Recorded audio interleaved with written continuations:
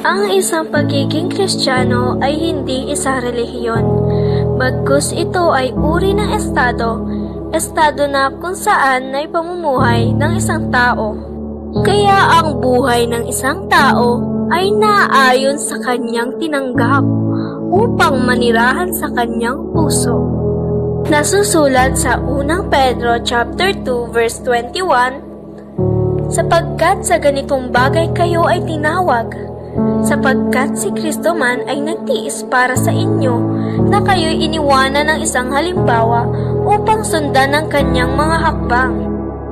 Kaya ang ating paghakbang habang tayo ay nasa sanlibutan ay tumutukoy kung sino ang ating sinusundan. At bilang isang Kristiyano ay marapat lamang na naipapahayag natin ang relasyon kay Jesus sa klase ng ating pamumuhay. Kaya ang panata ng isang Kristiyano ay, ako ay Kristiyano. Ang Kristo ang siyang sinasamba, sentro ng aking buhay. Ako'y kanyang kinupkop upang maging payapa, maligaya at kapaki-pakinabang sa kanyang ubasan. Ako'y kanyang pinagpala upang maging pagpapala naman sa iba. Bilang ganti, susundin ko ang kanyang dakilang utos. Iibigin ko ang Diyos at ang aking kapwa.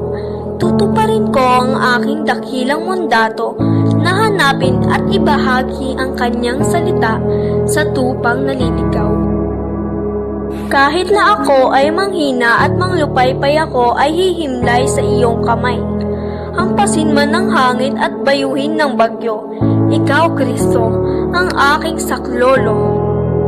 Balutin man ng alalahanin at kabagabagan, ikaw, Kristo, ang aking kanlungan. Minsan nang naligaw, ngunit iyong nahanap. Naglugmok sa kahirapan, ngunit inyong tinulungan. Nabalot ng sakit, ngunit inyo'y pinagaling.